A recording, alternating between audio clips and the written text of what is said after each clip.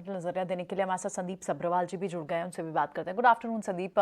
संदीप, एक healthy correction से there is no denying to it, लेकिन इस वक्त की ये जो करेक्शन दिख रही है बाजार में, लगभग 3 दिन में 1700 पॉइंट्स बैंक निफ्टी से वॉश आउट हुए हैं। इनके पीछे आप रीज़न क्या देख रहे हैं? क्या ये मैक्रो रीज़न से प्रेशर है, क्योंकि डॉलर इंडेक्स को देखें आप, बॉन्ड यील्ड को देखें आप, प्लस थोड़ी सी जो इंडिया और कनाडा के बीच में जो डिप्लोमेटिक टेंशन चल रही है, क्या ये एग्जर्ट कर रहे हैं प्रेशर, या फिर डोमेस्टिक प्रॉफिट बुकिंग है, नॉर्मल है और एक छोटा सा शेकआउट है? देखिए, इंडिया कनाडा इशू का तो मुझे नहीं लगता आज के दिन पे कोई असर है। आगे होगा या नहीं वो डिपेंड करेगा कैनेडियन पेंशन फंड क्या स्टांस लेते हैं और उनकी कोई सेलिंग आती है या वो लोग स्टेटस को पे रहते हैं। उसके बारे में हम आज के दिन कह नहीं सकते। ये एक डोमेस्टिक और ग्लोबल फिनोमेना दोनों है, क्योंकि जब मार्केट 20% निफ्टी और सेंसेक्स 20% चढ़ गए और मिड कैप इंडेक्सेस 35% चढ़ गए, तो एक करेक्शन आएगा। मार्केट अपने भार के नीचे खुद गिरता है, तो 7-8% फ्रंटलाइन इंडेक्सेस में और 10-15% मिड कैप इंडेक्सेस में करेक्शन नॉर्मल है, और उसके होने की प्रोबेबिलिटी मुझे लगता है काफ़ी अच्छी खासी है अक्टूबर नवंबर तक, और वो अपॉर्चुनिटीज देगा उस समय खरीदने के लिए। संदीप, एक आपसे एचडीएफसी बैंक पे भी समझना चाहेंगे, जो क्योंकि जो कंसर्न्स निकल कर आए एचडीएफसी बैंक में एनालिस्ट मीट के बाद, और वो आज के कंसर्न्स नहीं है, मर्जर दोनों बैंक और लिमिटेड के बीच में, मर्जर में जो कॉस्ट बोरोइंग कॉस्ट होगी, निम्स होंगे, ये सारी बातें बाजार में ऑलरेडी मार्केट पार्टिसिपेंट्स जाते थे, लेकिन ये एक स्टीप रिएक्शन पिछले 3 दिन में इतना क्यों दिख रहा है, और आप एचडीएफसी बैंक के इस लेवल पर वैल्यूएशंस को कैसे देख रहे हैं? अभी भी एचडीएफसी बैंक एक्सपेंसिव है, क्योंकि जो उन्होंने कहा है वो मुझे तो उम्मीद थी कि होएगा, लेकिन काफी एनालिस्ट कुछ ज्यादा बुलिश थे और पिछले क्वार्टर के रिजल्ट देख के भी काफी एनालिस्ट और बुलिश हो गए थे। तो उस हिसाब से हमें ये देखना पड़ेगा कि अगले 2 साल इनका प्रॉफिट्स पे प्रेशर रहेगा, और ट्रांजिशन जो हो रहा है मर्ज्ड एंटिटी में, CRR SLR requirement, priority sector, तो काफी इनको एडजस्टमेंट्स करने पड़ेंगे, तो इतना आसान नहीं रहेगा।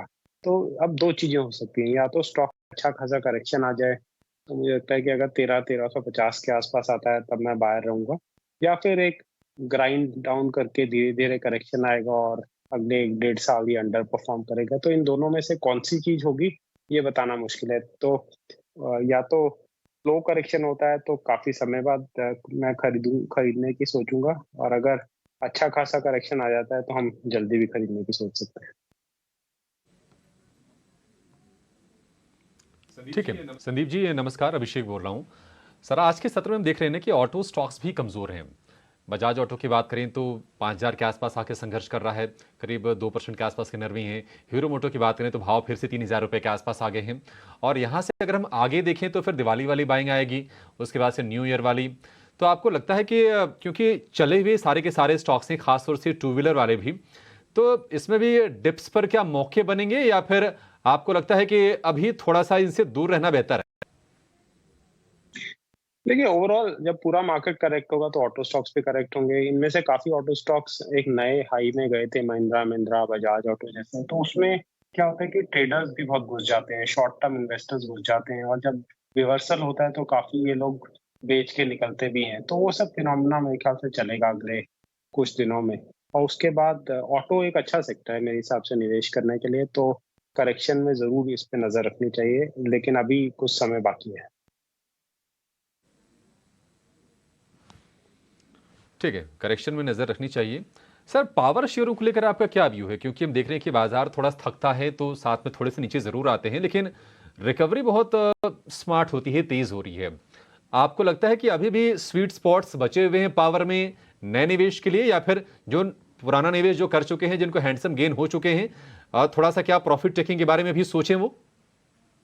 जी हाँ, बिल्कुल प्रॉफिट टेकिंग करनी चाहिए, स्पेशली जनरेटिंग कंपनी जिनमें बहुत अच्छी रैली आई है, क्योंकि जनरेटिंग कंपनीज का return on equity, return on capital employed, ये सब बहुत खराब रहता है इंडिया में। तो और वो चेंज नहीं होने वाला है। तो ये जो एक बहुत बड़ा मूव आया है, क्योंकि वो सेक्टर फैंसी में आया है, तो उसमें स्पेशली जनरेटिंग कंपनीज में जिन्होंने अर्ली स्टेज पे निवेश किया है और उनके अच्छे प्रॉफिट्स बन रहे हैं, उनको जरूर प्रॉफिट बुकिंग करनी चाहिए।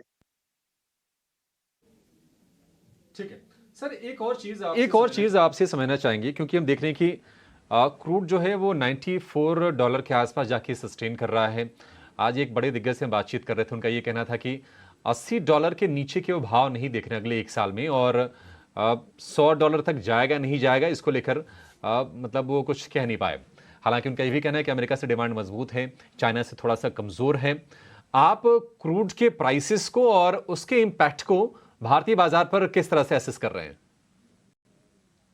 देखिए, क्रूड का असर जो एक जमाने में होता था, जब क्रूड का प्राइस बढ़ता था और उसका असर इन्फ्लेशन पे होता था, वो उससे अभी काफी कम हो गया है, लेकिन असर तो होता है। तो अगर क्रूड बहुत हाई रेट्स पे 90 के ऊपर सस्टेन करता है, तो वो Indian economic growth, inflation dynamic, और क्योंकि क्रूड से रिलेटेड बहुत और कमोडिटीज होते हैं, उनके भी प्राइस बढ़ते हैं, तो इन्फ्लेशनरी प्रेशर भी बढ़ता है। लेकिन क्रूड के भाव प्रिडिक्ट करना, ये मुझे लगता है कि एक जो कहते हैं इम्पॉसिबल है। तो ये जो भी एक्सपर्ट कुछ भी कहते हैं, तो मुझे लगता है कि क्रूड का प्राइस प्रेडिक्ट करना है, वो तो बहुत इम्पॉसिबल टास्क है, तो ये मैं करने की कोशिश नहीं करूंगा।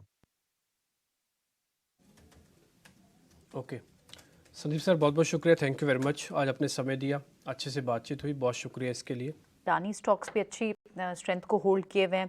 इनफैक्ट अब अडानी पोर्ट्स को देखें, अडानी एंटरप्राइज को देखें, वहाँ पर मूव है।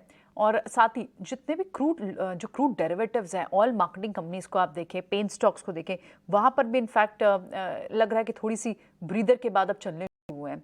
क्या कोई oil marketing counter, HPCL, BPCL दोनों में अच्छी मूव है, पेन काउंटर्स में आपको अच्छी मूव दिख रही है, क्या ये कैरी फॉरवर्ड ट्रेड्स होंगे, यहाँ कुछ इनिशिएट करेंगे आप नागराज? आप बीपीसीएल, एचपीसीएल, आईओसी का आप चार्ट देखोगे, चार्टिकली कई दिनों से एक मंदी के लक्षण में था और रिसेंटली एक कंसोलिडेशन होने की एक चांसेस लग रहे हैं। मुझे लगता है कि आगे वाले दिनों में एक छोटा सा अपसाइड बाउंस तो ड्यू है, काफी गिरने के बाद सपोर्ट के आसपास ट्रेड हो रहे हैं तीनों स्टॉक्स। मुझे लगता है कि एक छोटा सा बाउंस आएगा आगे वाले दिनों में। इसके लिए आप यहाँ पर लेवल्स पर होल्ड कर सकते हैं या फिर एंट्री पॉइंट ढूंढ सकते हैं। लेकिन इस बीच बाजार में बहुत बड़ी कोई रिकवरी नहीं है, लेकिन सिर्फ 20-25 पॉइंट्स की आपको रिकवरी दिख रही है। 19,800 के नीचे ज़रूर है, लेकिन फर्दर और स्लाइड नहीं हुए हैं। और बैंक निफ्टी पे आपको लगभग 750 पॉइंट्स की गिरावट, वहाँ से कोई बड़ी मेजर रिकवरी नहीं दिख रही है। लेकिन life insurance counters, HDFC life में वहाँ पर अब थोड़ी सी मूव पीछे के कुछ मिनटों में दिखी है। और प्लस मेटल्स एक फिर भी एक स्पेस है जहाँ पर आपने देखा गेंस को होल्ड अप किया है, बट आपको दिख रही है। इस वक्त क्या कैपिटल गुड स्पेस से भी बेट्स ढूंढी जा सकती हैं, जिस तरह से मूव कमिंस दिखा रहा है, और इनफैक्ट दूसरे थर्मिक्स जैसे काउंटर्स में, बीएचईएल जैसे काउंटर्स में आपको मूव दिख रही है? नागराज, आप इस पे व्यू देंगे कोई? जी हाँ, बीएचईएल का आप चार्टिकली आप नजरिया करोगे कि कंटिन्यूसली अप ट्रेंड में था और रिसेंटली हमने देखा कि एक 145-146 के आसपास से एक डाउनवर्ड करेक्शन में आया। मुझे लगता है कि ये जो वीकनेस है और भी कंटिन्यू रहेगा। मैंने इधर से एक अपसाइड बाउंस की तो गुंजाइश तो कम लग रहा है मुझे, लेकिन आगे वाले दिनों में स्टॉक और भी नीचे आ सकते हैं। 114-115 के आसपास एक सपोर्ट बनेगा इनिशियली। चला उसे नाम बस नाम